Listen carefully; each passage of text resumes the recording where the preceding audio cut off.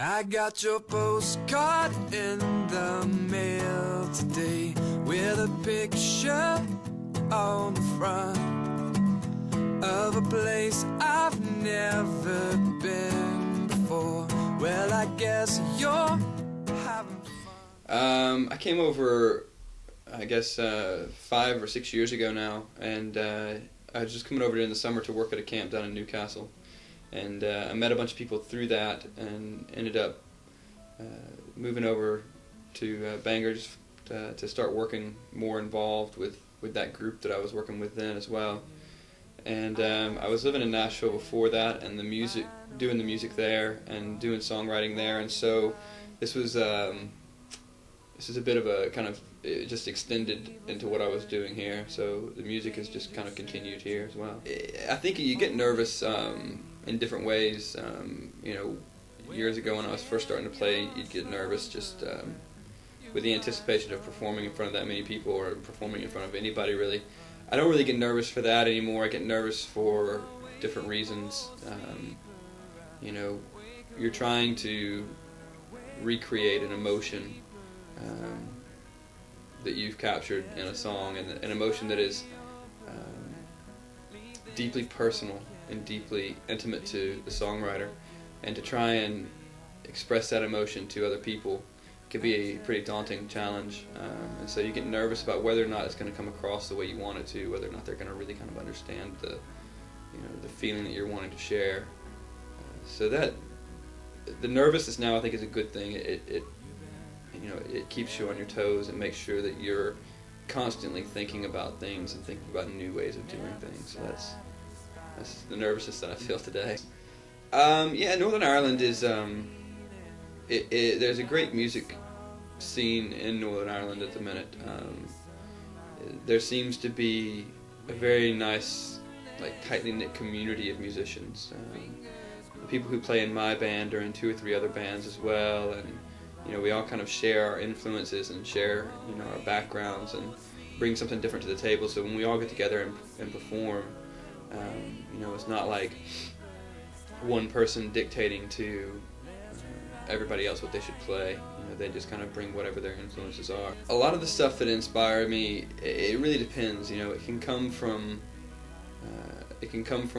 a personal experience, a story that has happened to me personally, or it can come from something that's happened to a friend or a family member, or something that I've read in the news, or even just a kind of a story that I think is interesting, even if it's a fictional story. Something that just kind of seems like an interesting story to tell, and if you can tell it with a song, then that's what I do. So it comes from all different places, really. The strangest band on my iPod that nobody would expect me to listen to. I really like Jay-Z a lot.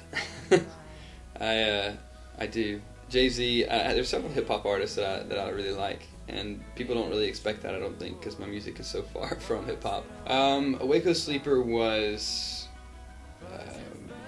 It's a full-length album. I've done a few albums before, and the last album that I did was an EP, and it was recorded on a very small budget. And it was just basically my friend and I in a house studio in Nashville. And so Waco Sleeper was done on a bigger budget, and it was recorded here in Ireland, which is something that was important to me. I've been living here for 3 years now, like I said, and Ireland's been really good to me over the last 3 years. They've really kind of taken hold of the music and become a part of the music themselves. And so it was important to me to, when I was recording this album, to record it here in Northern Ireland and to use local musicians in the process of the recording. You listen to it so much in the recording process, listening back to the studio speakers or listening to the mixes and the masters that come back to you from the people that you send it off to. So it becomes a bit clinical and a bit sterile after a while. You don't really notice which songs stand out. I mean, I like the title track of Waco Sleeper. I like there's a song near the end of the album called Old Joseph that I really like. But as a whole, the album, I think, is one that I'm particularly proud of. The kind of work of recording an album and the time that goes into it, people don't really appreciate that, I don't think, as much today. Music over the last 30 years has gotten so invisible, really.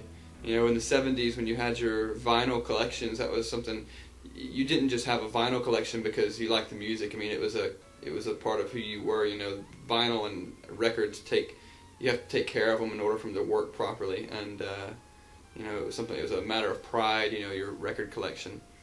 You know, and as the media has gotten, as a medium has gotten smaller and smaller, and to the point now that most album sales are done through digital sales on iTunes, it's completely invisible, so it's become very sterile to people, and they don't really understand. There's no connection between the artist and this music. So the music scene here is kind of refreshing to be able to be a part of a scene where people just kind of take you for what you are. You know, they look at the music, and you know, if you're not wearing the most fashionable clothes of this year's trendiest apparel, if your songwriting stands on its own, then it doesn't really matter. Everybody kind of supports each other, and that is nice here. Even bands that you're not involved in personally, other bands that just they know who you are, you know who they are. They're all very good about sharing gigs or supporting one another at the gigs and stuff like that, and that's one of the things that I appreciate most about the Belfast music scene, is that there does seem to be this undercurrent of really, really strong songwriters. There's definitely a current of bands that seem to be in the limelight a lot of time that maybe don't get or maybe we don't understand why they're in that limelight. The band that I play with here, from the very first practice that we had together, I told them, look, these are my songs, but I want you to play what you feel suits them. And that's the attitude that we took when we went into the studio. There was a few things where I said, what if the piano part did this, or was in this style, or what if the guitar solo sounded like this? And some of those ideas got kept in, and some of them got thrown out. But it was more important to me for them to turn up and to play what they felt was suitable for the song, and that's what they did. And I think that because of that, the album does have a really broad range of backgrounds and talents thrown into it. We don't really think about where the MP3 that's on your iPod came from. You just know you got the album. So that's where kind of illegal downloading hurts the independent artist, because we don't have major labels backing us and putting millions of dollars into our budget for recording and doing the type of marketing that major labels have. So it's all paid for yourself. So when you go into the studio and you're working with whatever sum of money it might be, it depends on the studio that you go into and how long you want to spend working on it, and who you get to mix the product. You can spend, I think my budget was, I budgeted a certain amount for the actual recording of the album, and then I think we put almost the exact same amount into the mix of the album, just to pay somebody to mix it and do a good job on the mix. And so there's loads of kind of expenses that go into making music that people don't really understand a lot of times. The touring expenses, from driving from here to Kilkenny, like I did this past weekend, in order to play a gig. People don't really understand that it costs us money in order to do that. And if we don't sell albums, we're not going to make that money back. Hi, I'm Gentry Morris, and you've been watching Aspectshift. Head over to www.aspectshift.co.uk for more videos.